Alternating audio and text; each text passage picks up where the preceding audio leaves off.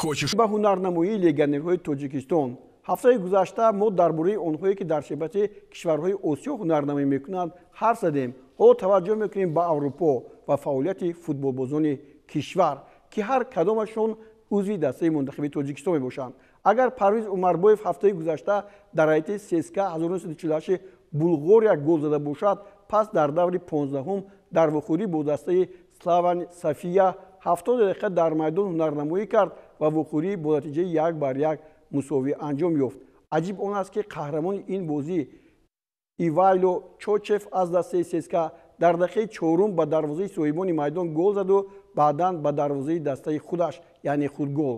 ҳоло дастаи ССК-и 1948 баъди ин мусовиаш аз зинаи якум ба 4-ум фаромад. Шаҳром Самиев баъди ба дастаи Ислочи Беларус гузаштанаш дар 8 вохӯрии асосии ин даста аз курсии эҳтиётӣ ба майдон баромада, дар ҳайати дастаи ҷавонони он низ 2 вохӯрӣ анҷом додааст. ба Шаҳром муваффақ нашудааст ки шӯҳрати голзании худро нишон диҳад.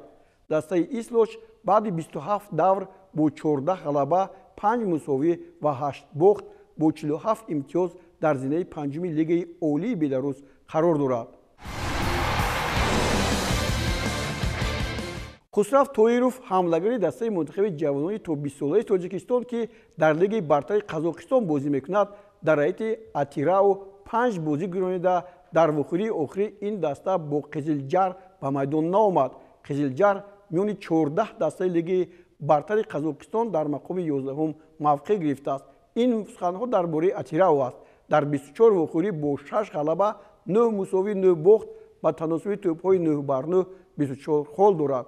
Меҳрубон Каримов ва Кабир Салимшоев дар чемпионати Молдова дар ҳайати дастаи Динамо Авто бозӣ мекунанд. 5 давр пайдарҳам ин даста ба бохт рӯбарӯ мегардад.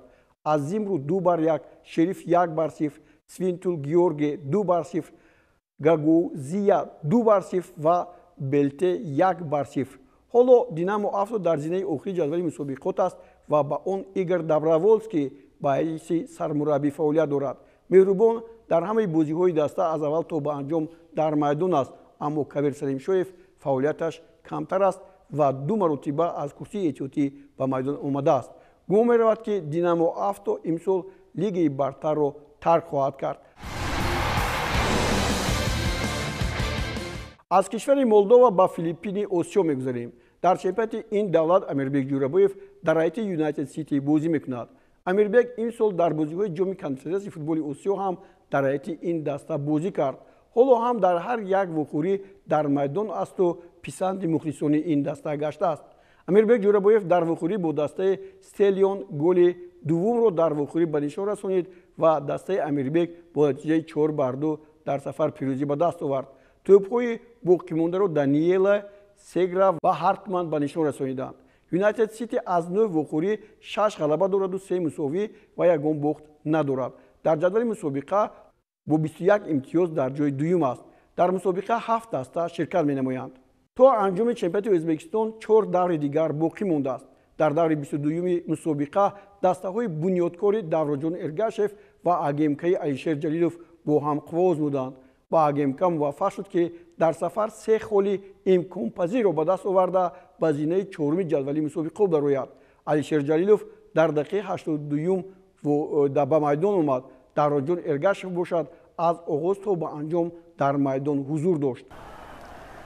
дар бозиҳои охири ин чемпионат Нефчии Фарғона ки дар он ҷо Виталий Левченко ҳам бо гурӯҳи ҳамкоронаш ҳунарнамоӣ мекунад, аз дастаи Металлурги Бегобод бо ҳисоби 1-0 мағлуб шуд ва ин вохӯрие ки ҳоло бо бунёдкор ҳаст мо ин ҷо мебинем. Папава дар дақиқаи 7-ум аз дастаи агемка ҳисобро боз кард. ҳоло як бори дигар бубинед, дарвозабон дар ҳақиқат дар ғафлат буд ва ҳамин голи задашуда агемкаро дар муқобили бунёдкор ба пирӯзӣ расонид. дар ин баробар бозиҳое ки анҷом шуданд, Навбаҳор бо Олимпик мусовӣ бозӣ карданд, Сурхан бар Қизилқумсеба 2-0, Пахтакор бар Локомотиви Тошканд 2-0 ғалаба ба даст овард ва дар ҳайати Локомотив боз як бозингари мо Манучер Сафаров аз аввал то ба анҷом бозӣ кард ва ҳоло дар ҷадвали мусобиқоти ин кишвар дар ҷои аввал пейсаф иваз шуд. Насафт ба сафи аввал баромад. Пахтакор дар зини дуюм боқӣ монд. Навбаҳор ки дар ҷои аввал буд ба ҷои сеюм фаромад. гуфтем АГМК ба ҷои чорум баромад. Қизилқум панҷум, Суғдиёна шашум аст, Металлурги Бекобод ҳафтум, хуб Бунёдкор нӯҳум, Нефтчӣ дар ҷои даҳум боқӣ монд, аммо хатар ба ӯ ҳам таҳдид мекунад.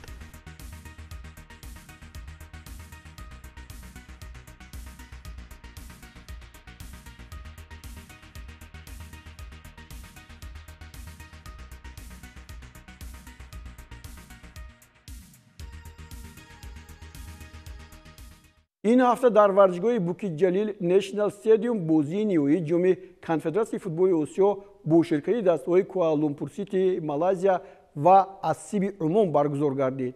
عمومی‌ها نشان دادند که در این سلسله رقابت‌ها از آنها دیده بهتر دسته نیست. تماشا می‌کنیم.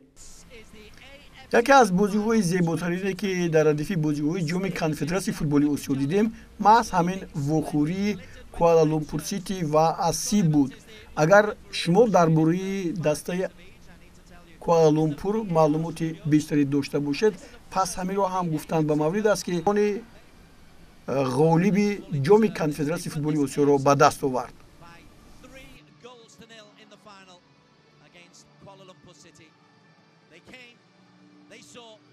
اینها بودن اون خبرهایی که ما می‌خواستیم منظور شما گردونیم. مقصد ما ترغیب فوتبال تاجیکستان و آسیا است. هر هفته در همین روز و در همین ساعت برنامه ما رو انتظار شوید. خیر تا بازدید.